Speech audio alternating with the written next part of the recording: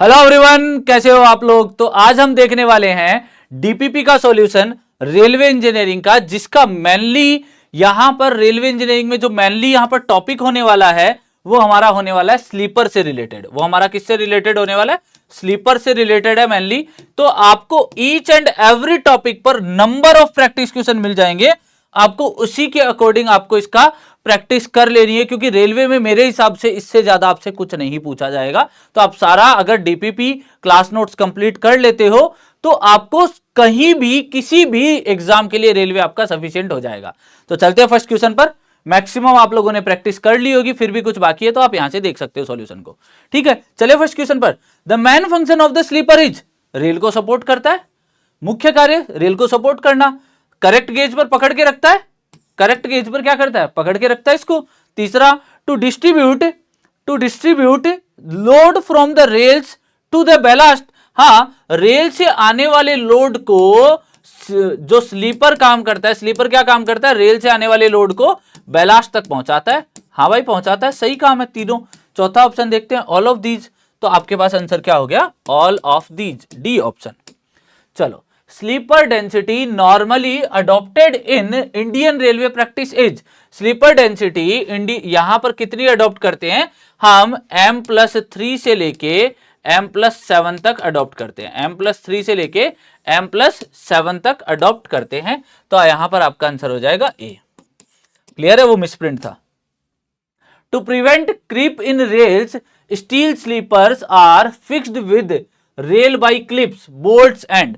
Clips, bolts and किससे fix करते हैं? देखो, जो रेल होती है, रेल के अंदर अगर एक स्लीपर पर बात करूं तो जो चेयर लगाई जाती है, इस चेयर के बीच में रेल लगाई जाएगी। तो जो ब्लैंक स्पेस है, एक तो हम इधर से फिल करते हैं, एक हम क्या करेंगे? इधर से फिल करेंगे। तो दो तो एक साइड हो गई, दो एक साइड हो गई, तो टोटल आप कितनी फिल करोगे? यहां पर 4 की लगाओगे। तो यहां पर आपके पास कितनी होगी? 4 की हो जाती है। आपके पास डी आंसर हो गया। चलो, वुडन के लिए शायद 8 ली जाती है। वुडन के लिए शायद डेटा एक बार चेक कर लेना। वुडन के लिए जो की काम में ली जाती है वो नंबर ऑफ कीज होती है 8। Next one, which would is used in making railway sleepers. Railway sleepers के लिए हमने क्या बताया था? सालवुड काम में ली जाती है। साल और टीक, मैक्सिमम मैंने क्या बताया था आप लोगों को कि सालवुड काम में ली जाती है। सालवुड का इसने बोटेनिकल नाम पूछ लिया। बोटेनिकल नाम पूछ लिया। बोटेनिकल नाम होता है सोरिया रोबस्टा। सोरिया रोबस्टा, यह आपका आंसर हो जाएगा ए। क्लियर है? चलो, for a broad gauge route with N+7 sleeper density, the number of sleepers per rail length. तो ब्रॉड गेज के लिए है। ब्रॉड गेज के लिए क्या होता है? यहां पर जो स्लीपर डेंसिटी काम में लेंगे, N+7 बताया इसने, तो यहां पर 13 मीटर इसकी लेंथ होती है। 7 ही हो गया 20। लगाओ आंसर सी। 20 स्लीपर 1 मीटर की लेंथ में लगाने होंगे। चलो, distance between inner faces of the flange. Inner faces of the flange मतलब ये आपका, ध्यान देना, ये आपका फ्लैंज पार्ट हो गया। इधर से सही नहीं बनेगा, इधर भी ये ऐसे पोर्शन जाएगा उस साइड। तो इसके इनर फेसेज के बीच के डिस्टेंस को क्या बोलते हैं? गेज। लगाओ, क्या बोला? Equal to the gauge distance A. ठीक है, मोर देन लेस देन कुछ नहीं होता, डबल भी नहीं होता। कॉम्पोजिट स्लीपर इंडेक्स ये क्या दिखाता है? ये मैकेनिकल प्रॉपर्टीज के बारे में बताता है। क्या क्या बताता है? मैकेनिकल प्रॉपर्टीज के बारे में बताता है। मैकेनिकल प्रॉपर्टीज के बारे में बताता है। तो मैकेनिकल प्रॉपर्टीज में भी किसकी? स्ट्रेंथ और हार्डनेस को बताता है। किसको बताता है? स्ट्रेंथ एंड हार्डनेस को बताता है। भाई, स्ट्रेंथ एंड हार्डनेस को बताता है। इसका रिलेशन क्या होता है? CSI is equals to S + 10H/20। ये इसका फॉर्मूला होता है, S + 10H/20। Mechanical strength of wooden sleepers and thereby given its suitability to be used as sleeper. देखो, स्लीपर डेंसिटी रिक्वायरमेंट नहीं, नंबर ऑफ फिक्सर्स नहीं, durability of sleeper नहीं, तो answer इसका क्या हो जाएगा? डी। आपका आंसर इसका क्या हो जाएगा? डी। चलो, which of the following sleepers provide the best elasticity of the track. Best elasticity की बात करूं तो वो ट्रैक को कौन देते हैं? यहां पर वुडन स्लीपर देते हैं, क्योंकि इसके इलास्टिक मॉडुलस का वैल्यू क्या होती है? कम। आने वाला डिफॉर्मेशन क्या हो जाएगा? देखो, ई की वैल्यू इसकी होती है कम। ई की वैल्यू कम, दैट मीन σ/ε। ई की वैल्यू कम आएगी कब? ई की वैल्यू कम आएगी कब? जब वहां पर स्ट्रेन, आने वाला स्ट्रेन क्या होगा? ज्यादा।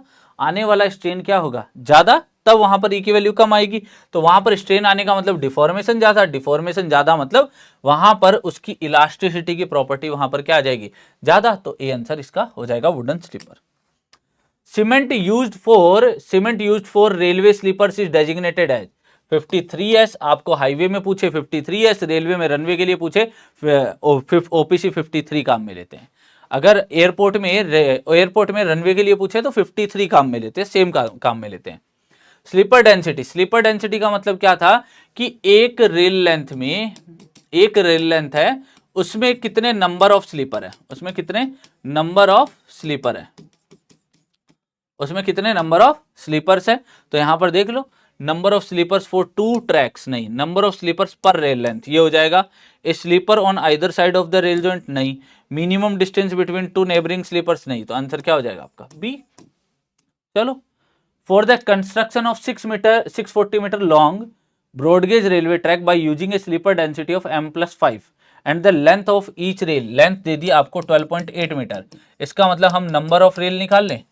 नंबर ऑफ रेल क्या हो जाएगा, टोटल लेंथ कितनी दे रखी है 640 डिवाइड बाई 12.8, तो यहाँ पर डेसिमल हटा दिया 6400, तो यहाँ पर 64 डिवाइड 2 टाइम्स कट गया, ये 100 टाइम्स कट गया, तो यहाँ पर 250, ये 50 रेल होगी।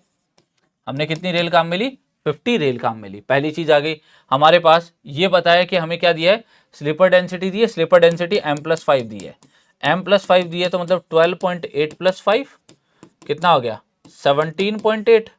क्लियर। आपको क्या बोला है, रेल कोरेस्पॉन्डिंग आपको क्या बताना है, नंबर ऑफ स्लीपर को ये स्लीपर डेंसिटी निकाली, मतलब एक रेल लेंथ में कितना रिक्वायर्ड है, एक रेल लेंथ में 17.8 रिक्वायर्ड है, 50 रेल लेंथ में कितना रिक्वायर्ड होगा, 50 से मल्टीप्लाई कर दो, तो ये तो कैंसिल आउट हो गया, 0 से डेसिमल, तो 8 5 40 4, ठीक है, 17 88 890 आ रहा है क्या, 890, ठीक है, 890 आ रहा है आपका, 900 के आसपास आ रहा है, ठीक है, 890। तो यहां पर नियर बाई आंसर कौन सा हो गया 900, तो आंसर लगाओ बी। चलो next one, which of the following type of sleeper is preferred on joints, which type of the following type of sleeper preferred कहां पर किया जाता है, जॉइंट पर वुडन स्लीपर प्रीफर किया जाता है। जॉइंट पर कौन सा स्लीपर प्रीफर किया जाता है, वुडन स्लीपर प्रीफर किया जाता है। चलो, the minimum value of composite sleeper index prescribed on Indian railway for track sleepers के लिए कितनी होती है 783, फॉर ट्रैक स्लीपर्स के लिए कितनी होती है 783, आपका आंसर हो जाएगा A. The number of sleeper used in the rails varies from where N is the length of rail in metre, ठीक है। हमें क्या करते हैं, हम क्या करेंगे n+3 से लेके n+7 के आसपास का ऑप्शन ढूंढ लेंगे, तो यहां पर n+3 और n+7 के आसपास का ऑप्शन है, n+3 से लेके n+6, तो आपका आंसर क्या हो जाएगा बी। चलो, what do you mean by a sleeper density of m+7, m is the rail length, एक रेल की length, rail length, one rail length बोल दो या एक रेल की लेंथ बोल दो, ठीक है।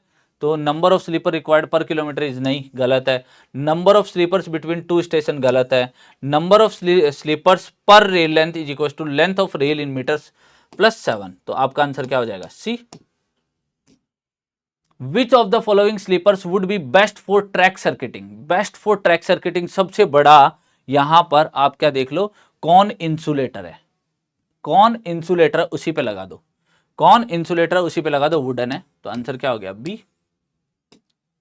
इन India sleeper density of sleepers per rail is, भाई इंडिया के अंदर ब्रॉडगेज काम आता है, ब्रॉडगेज में 13 मीटर की लेंथ हम जनरली कंसीडर करते हैं, 13 + 5 करो कितना हो जाएगा 18, 13 + 5 करो आपके पास कितना आ गया 18, तो आपके पास आंसर क्या आ गया बी।